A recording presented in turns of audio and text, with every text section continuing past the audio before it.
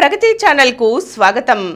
ఈరోజు మనం బాట మార్చుకున్న మానవతావాది ప్రజా యుద్ధ నౌక గద్దర్ గారి తొలి వర్ధంతి సందర్భంగా ఆయన గురించిన కొన్ని విశేషాలు తెలుసుకుందాం.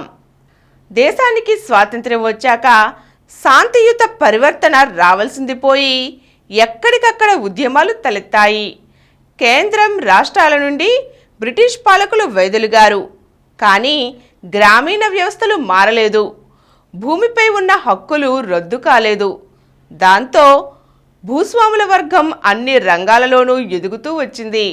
అంబేద్కర్ భూమిని జాతీయం చేయాలన్నారు.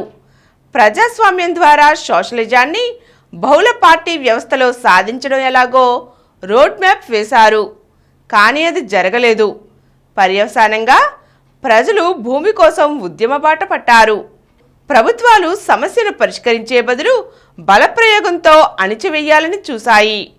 రాజ్యాంగం మహోన్నత లక్ష్యాలతో రాయబడింది కానీ ప్రజలకు దాన్ని అందించలేదు, వివరించలేదు, చదివించలేదు. ఏదో రష్యాలో చైనాలో గొప్పగా ఉందని చెబితే జనం నమ్మారు.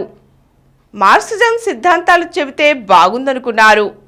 ఆదర్శ సమాజం అనే భావన అందరినీ ఆకర్షించింది. ఆ బాటలో సాగిన గద్దర్ తన ప్రత్యేకతను చాటుకున్నారు. అంటరాని కులంలో పుట్టి ప్రభుత్వ హాస్టల్లో చదువుకొని బ్యాంకులో ఉద్యోగం చేసి తాను నమ్మిన కళ కోసం, సాంస్కృతిక విప్లవం కోసం ఉద్యోగాన్ని వదిలి దిగంతాలకు ఎదిగిన మహా కళాకారుడయ్యాడు. అరుదైన గాయకుడిగా, ప్రజాకవిగా విప్లవోద్యమానికి ఊపిర్లు ఊదారు. ప్రజా వాగ్గేయకారుడిగా విశ్వవ్యాప్తం అవుతూ గద్దర్ ఆట పాట కాలి అందెల సవ్వడి జనాన్ని ఉర్రూతలిగించి వేలాది మంది యువకులను ఉద్యమాల బాట పట్టించింది. భారతదేశ చరిత్రలో ఒక గొప్ప విప్లవోద్యమానికి ఊపిర్లు ఊదిన గద్దర్ ఫలితాలు రాక విస్తరణ కోల్పోయిన ఉద్యమ దశను కల్లారా చూశాడు. ఆశలు అడియాసలై ఆత్మావలోకనం చేసుకుని ఉద్యమకారులు అజ్ఞాతంలో ఉండి సాధించేది శూన్యమని గుర్తెరిగి ప్రజాస్వామ్యం వైపు పరివర్తన చెందారు.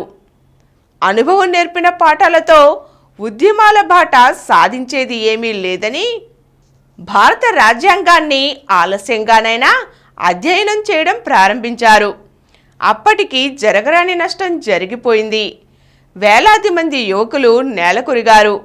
నడిచిన దారి తప్పు అని చెబితే ఒక బాధ, చెప్పకపోతే ఇంకొక బాధ.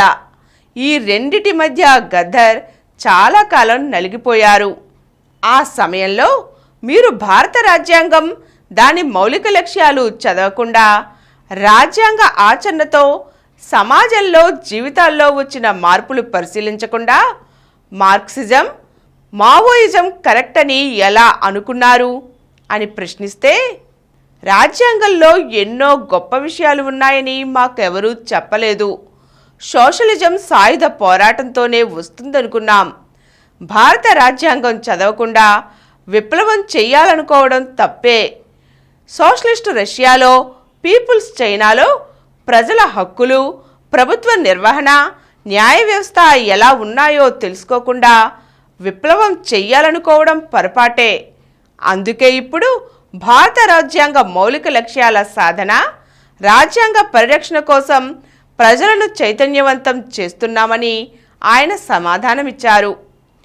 గద్దర్ ఆశయం ప్రజాస్వామ్య సోషలిజం సాధన.